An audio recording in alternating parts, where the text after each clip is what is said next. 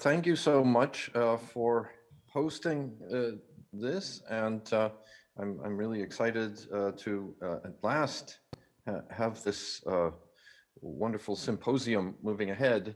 Um, I will. Is it possible to see my initial slide It's here, perfect, perfect, and the sound is coming through? wonderful. Okay, great. Well, I'm coming to you from Los Angeles, where it's now about 5 in the morning. I apologize if the lighting here is suboptimal, but I'm really excited to join you all. I've slightly tweaked my title. I hope it is a little clearer than what we had in the program. We're looking at evidence for fishing from Bronze and Iron Age Sinope, origins of Black Sea mariculture, and incipient trade. So I'd like to call out to my colleagues. We're together writing the volume on Sinop Kale excavations 2015 to 2017. And what I'm presenting today is in many ways a synthesis of our collective work. I'd also like to thank Hüseyin VURAL, the director of the Sinope Museum, who was the the organizer of the Sinope Kale excavations were organized under his leadership for several years. Okay, so I'd like to start out with some basic principles here. First of all, the concept of mariculture, the human utilization of maritime space, including fishing, settlement, hunting, shipping, and attendant subcultural elements. This is a cultural approach to how humans use the sea, engaging things like narratives, systems of knowledge, economic and cultural practices, infrastructure, and social relations, all within the maritime environment. In a maricultural system, the coast is the interface between maritime and terrestrial spheres, and we'll be paying particular attention to the coasts. The second basic principle is focusing in on the coast, and the idea following Bergsvik 2009 that mobile and sedentary interactions in coastal environments can come together with mobile and sedentary communities that might have overlapping and complementary narratives and mythological traditions, and also economies. And so these are seen as knitted together much of the time in complementary ways, but also in times we see these lead to competition or strife as well. And I'd like to note Bergsvig's work as well as Westerdahl's are focused on the North Atlantic and Scandinavian sort of cultural spheres. But this particular idea of mobile sedentary interactions, of course, has a rich tradition in the scholarship looking at the zone and steppe dynamic in Eurasia. The third idea here that I'd like to look at is how marginal spaces can be important in a maritime geography. This is highlighted by a very interesting new project led by Alex Nodell in that's looking at small islands with very little potential for habitation, but which are valuable and important for fishing, piracy, military control, ritual, and so forth. So that spaces that might not seem to have a great deal of potential for habitation can well take outsized importance in a maritime geography.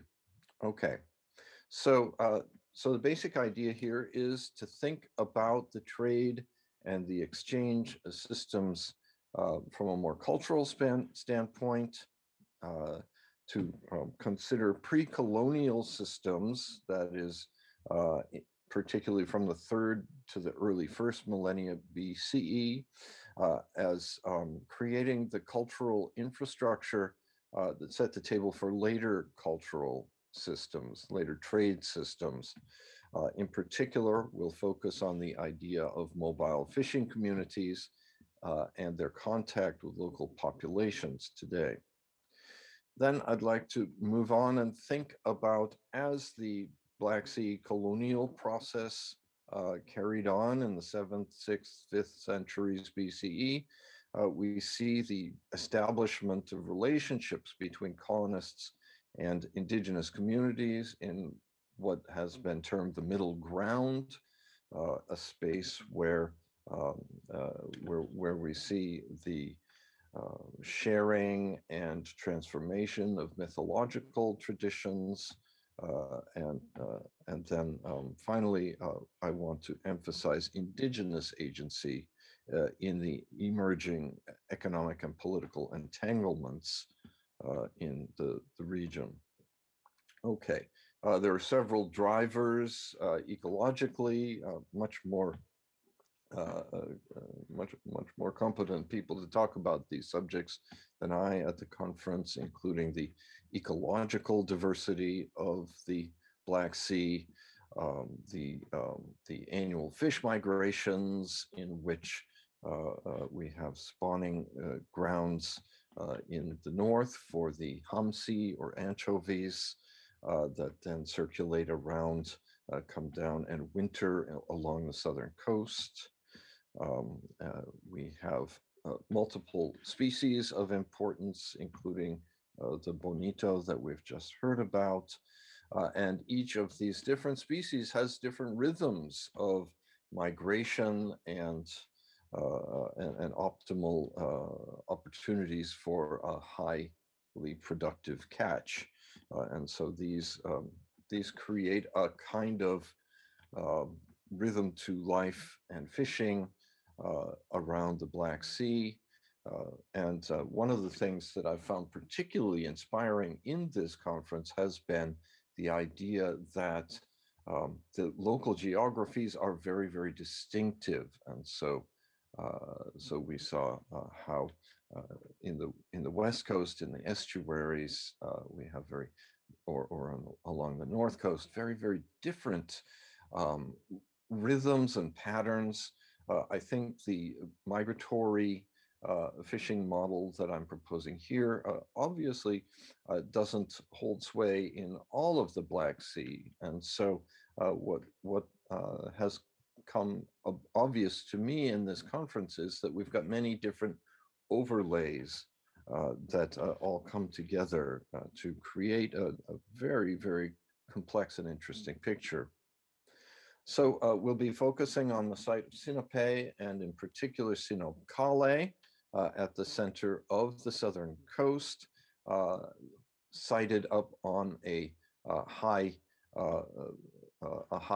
hill that has a clear and unobstructed view in all directions, making it extraordinarily powerful location for watching and catching migratory fish. The Sinop promontory, just a little bit on the origins of our question formation here.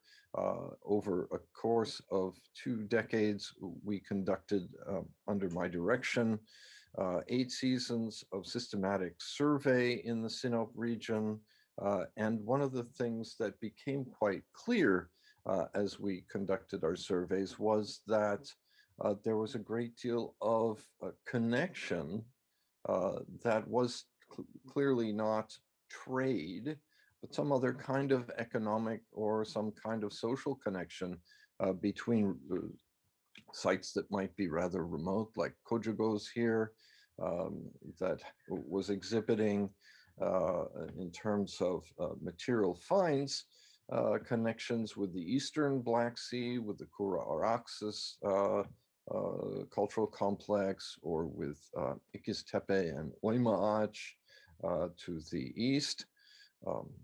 Another site was Guluavlu, which interestingly enough was connected in terms of finds with northern and western regions, with Karanovo, with Troy, especially Troy II, and even up with the north coast of Yamnaya culture.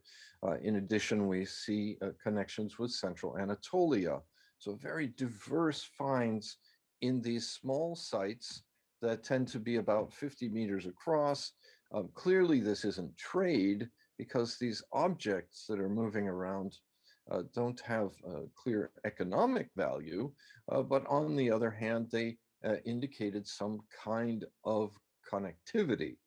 And so that led us to the central question, or one of the several central questions of the Sinop Kale excavations: what was going on?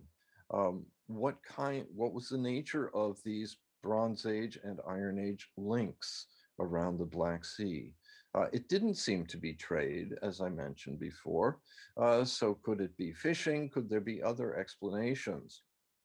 Well, in 1997, we documented for the first time an interesting site at Sinope Kale, which in the year 2000, we cut back with scarp excavations and fascinating finds here. The ceramic assemblage was of extraordinary diversity. And interestingly enough, although we have more than 70 Bronze Age and Iron Age sites that we had identified in our survey, the finds were almost completely different from what we were finding in the survey on Sinop Promontory. And so these Black Sea ceramic types that you see in the slide here were pointing north and west in terms of their decorations and forms.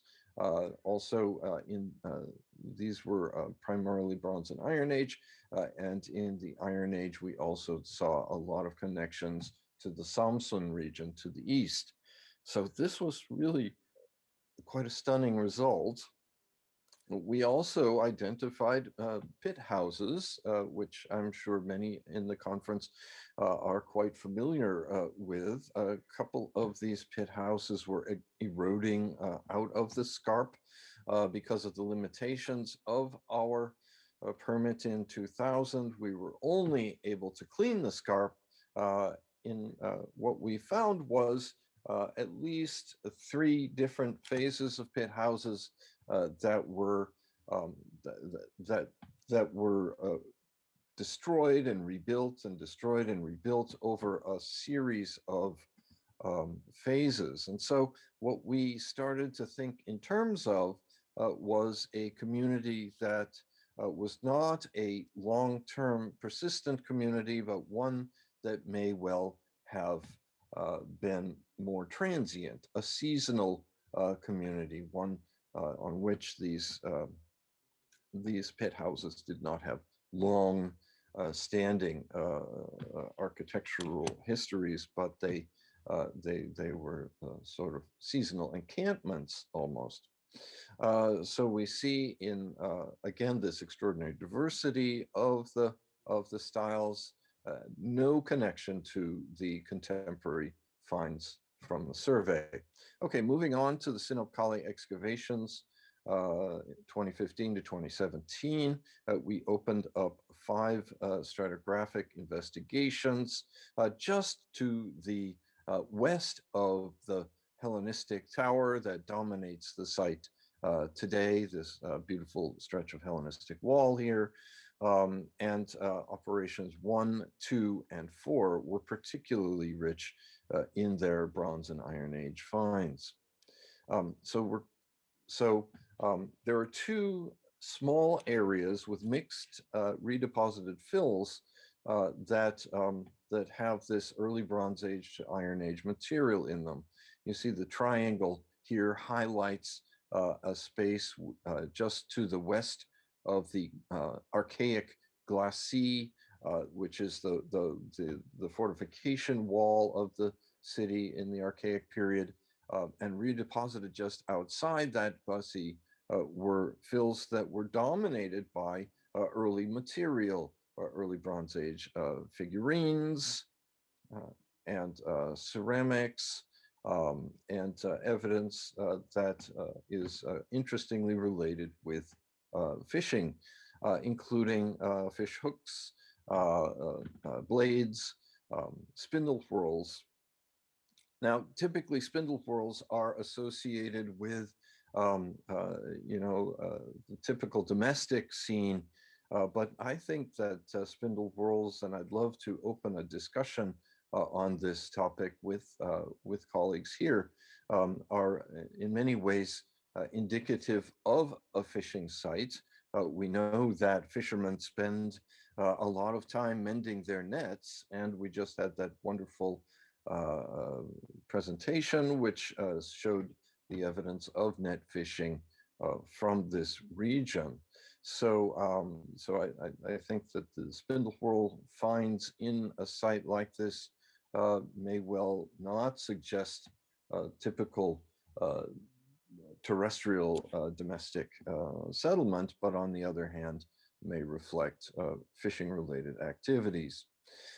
Now, interestingly enough, we have evidence of large terrestrial mammals, including sheep, cattle, and pigs, from this from these mixed fills, which are mixed together with the pre-colonial material that suggests some kinds of connections with the hinterland, despite the idea that the pottery is, as we saw in the scarp cut back, a mixture of pottery coming from all around the Black Sea, and in this case, it's a mixture with types like the burnished black and red wares that we find typical on the survey. So we see more of a mix in this fill here. We also investigated closer to the city wall, down at the bottom right-hand corner of the slide here, a pit house, which was associated with Iron Age ceramics.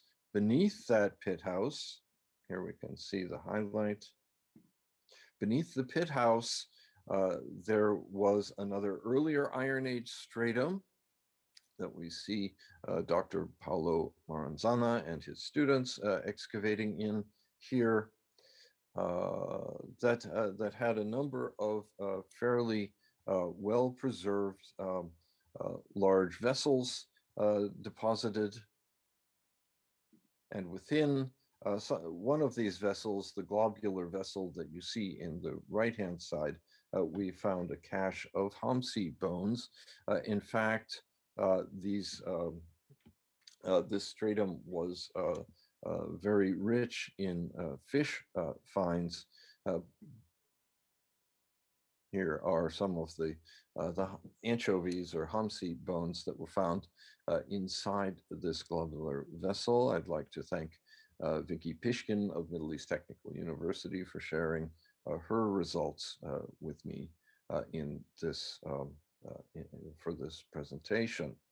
And so Pishkin found evidence of Hamsi, anchovies, sardines, and bonito from this early Iron Age locus.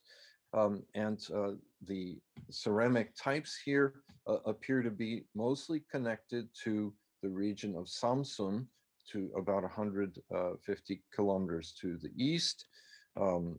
But these ceramics were all shown through X-ray fluorescence studies to be likely made of local clays. And so people were coming from outside, making ceramics in non-local forms here at the site. And we had a very strong predominance of closed forms rather than open bowls and plates that might be more suggestive of a domestic consumption-oriented settlement.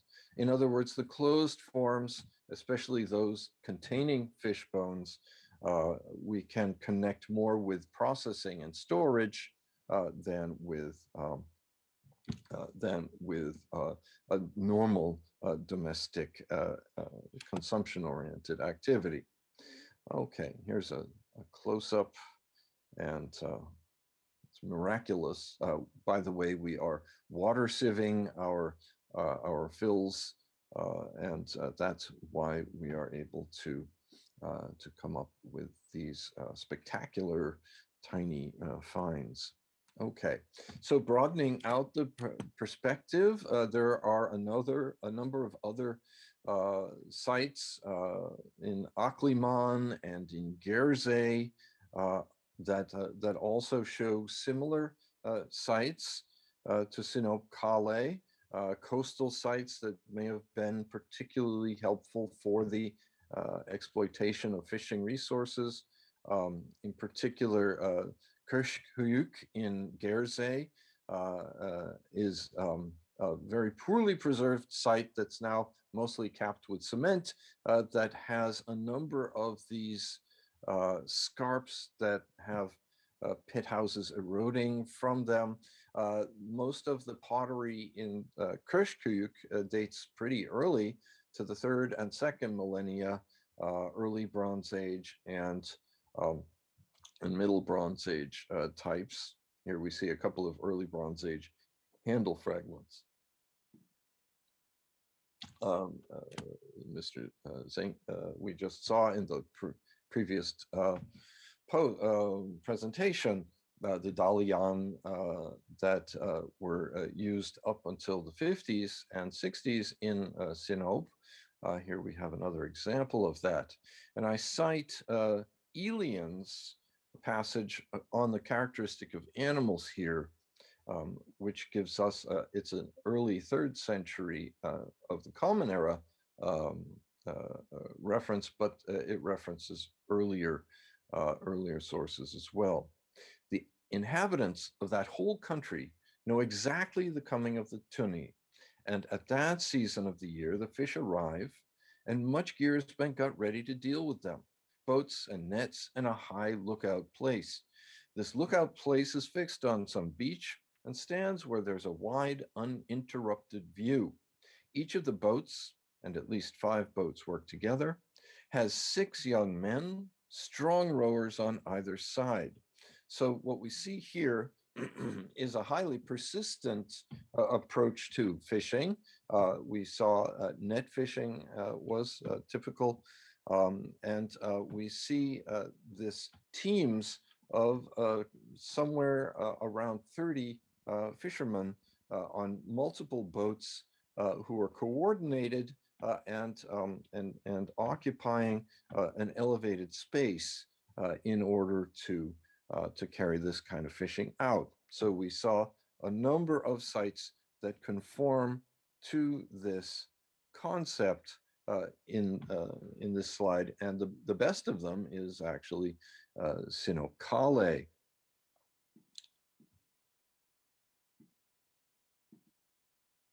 So what I'd like to pose here is the idea that a kind of mariculture that involved transient or mobile fisher folk who were coming to Sinop Kale for seasonal fishing. They were coming from several parts of the Black Sea. The ceramics and other objects show stylistic parallels from the north, the west, and the east, suggesting a very diverse community of fisher folk. But remember, there were also the large mammal remains, terrestrial animals that suggested some kind of contact with local people.